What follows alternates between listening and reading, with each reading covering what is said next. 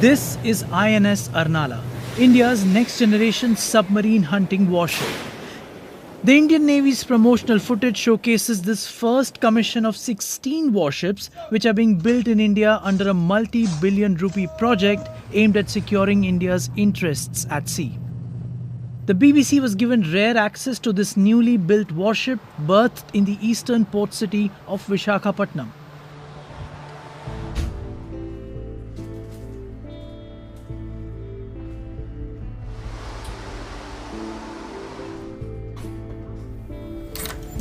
So this is how the insides of a warship look like, feel like, even sound like. There's just so much machinery packed into a small space that there is no space, in fact, to walk.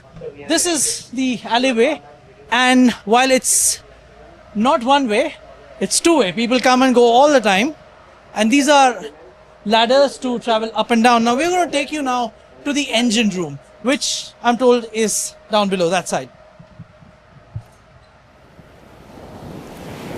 What makes the 77-meter-long Arnala, that's almost the height of a 26-story building, unique is its ability to operate in deep as well as shallow waters.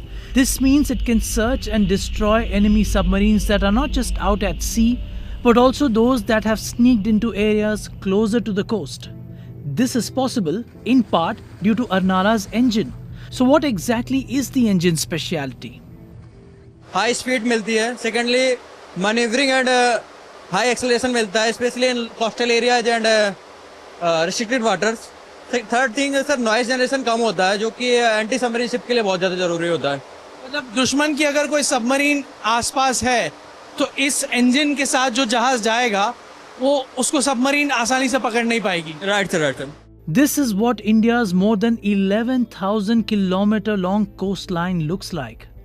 These waters on three sides of India's landmass generate 95% of India's overall trade by volume.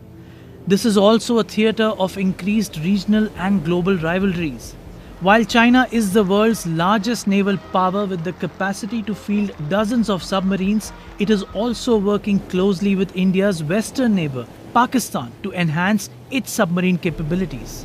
Meanwhile, India, with an overall strength of nearly 130 warships and submarines, is not just building up its own submarine capabilities, but is also investing in specialist ships like the Arnala. And we've reached this part which is called the bridge. Now it's a nerve center of the ship. How the ship moves, what speed, what direction, it's all controlled from this room.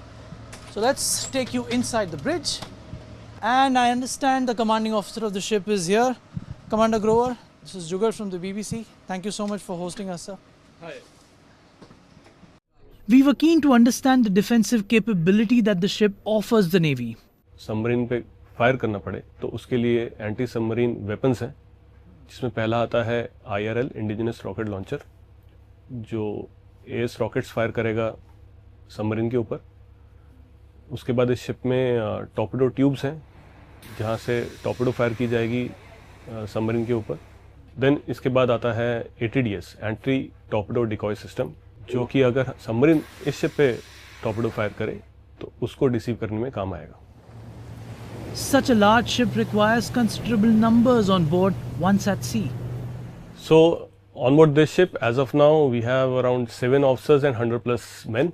So the average age around on board this ship is around 27-28 years, which makes the ship very dynamic, and people are always charged up to undertake any responsibility. The Arnala is named after an 18th century fort of Mumbai which kept invaders at bay. The idea behind that fort, to defend India's waters, underpins the investment in the new fleet by the Indian Navy today.